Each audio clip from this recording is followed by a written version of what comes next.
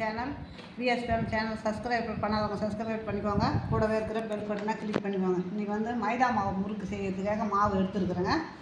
இந்த கிளாஸால் நம்மளுக்கு என்கிட்ட வந்து மெஷர்மெண்ட் கப்பு கிடையாது. அதனால தான் நான் கிளாஸு கப்பு சின்ன கிண்ணம் அப்படி எடுத்துக்கிறது அளவு.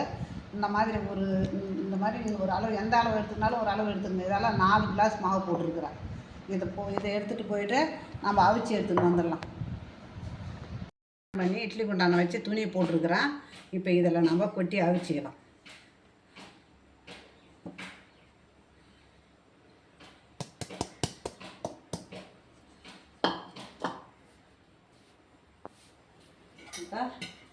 இதை அப்படியே ஒரு 10 நிமிஷம் வேகட்டுங்க. அதுக்கப்புறமா இதை நம்ம ரெடி பண்ணிக்கணும் வந்து எடுத்துக்கலாம். ஒரு 10 நிமிஷம் ஆகிடுதுங்க. இப்போ நம்ம எடுத்துக்கலாம். அப்படியே பாருங்கள், நல்லா வெந்து போச்சு பாருங்கள், கல் மாதிரி இருக்குது பாருங்கள். 10 நிமிஷம் தான். இப்போ இந்த தட்டில் மாற்றிக்கலாம்.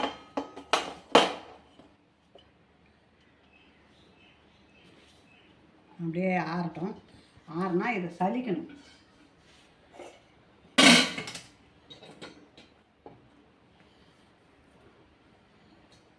சலிச்சா நல்லா அரிசி மாவு மாதிரி வந்துடும். அரிசி மாவு மாதிரியே இது பண்ணும் சலிச்சிட்டோம்னா. மாவு அவிச்சு நல்லா அந்த கட்டி இல்லாத உடச்சிட்டு சலிச்சு தந்துருக்குறேன். இப்போ அதுக்கு 4 கிளாஸுக்கு 1 கிளாஸு பொட்டுக்கடலை மாவு. பொட்டுக்கடலை மாவு. இப்போ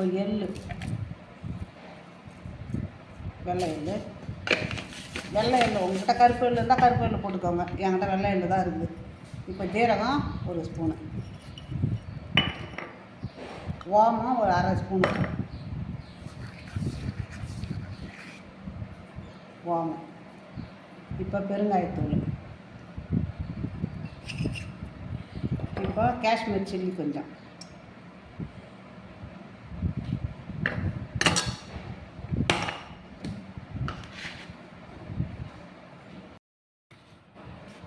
இப்போ ஒரு 2 ஸ்பூனு எண்ணெய், ரேபண்டாய் நல்லா சுட வச்சு தந்துருக்குறேன்.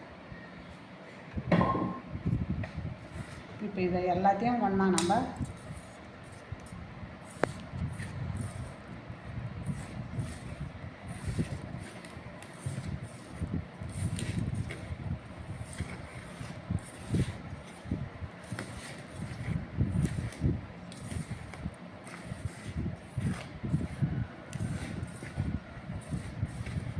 இப்போ உப்பு போட்டுக்கலாங்க.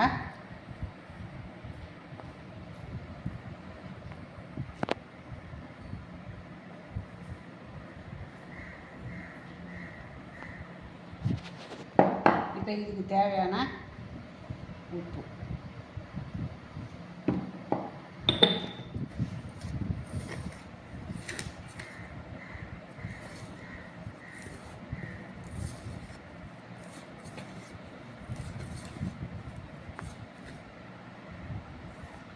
இப்போ தண்ணி ஊற்றி நம்ம எடுத்துட்டோமா, தண்ணி ஊற்றி தண்ணி தெளித்து பிசிஞ்சு வேண்டியதுதான்.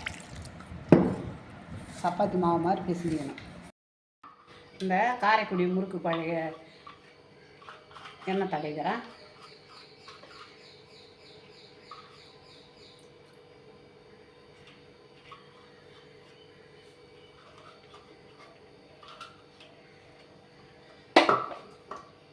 எண்ணெய் தடவிக்கலாம்.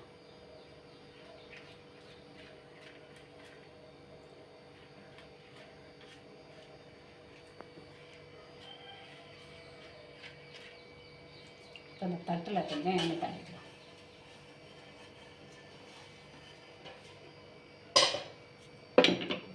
இப்போ முறுக்கு மாவு நல்லா பிசைஞ்சிட்டேன் பாருங்கள், அருமையாக இருக்கும் பாருங்கள். இந்த அச்சில் வச்சு நம்ம புழிஞ்சிக்கலாம்.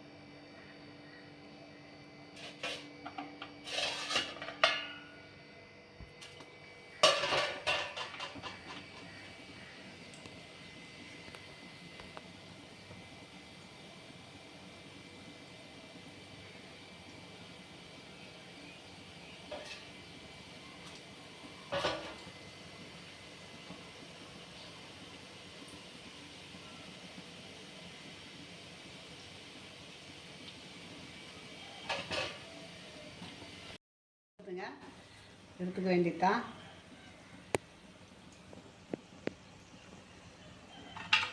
இந்த கொதியெல்லாம் நின்று போச்சு பாருங்கள்.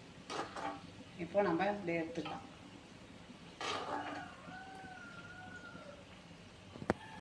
உங்களுக்கு ரெடி ஆகிடுதுங்க. இதே மாதிரி மைதா மாவை இந்த அளவுக்கு எடுத்து நீங்களும் செய்து பாருங்கள். உங்களுக்கு பிடிச்சிருந்ததுன்னா எனக்கு லைக் பண்ணுங்கள், கமெண்ட் பண்ணுங்கள், சப்ஸ்கிரைப் பண்ணுங்கள்.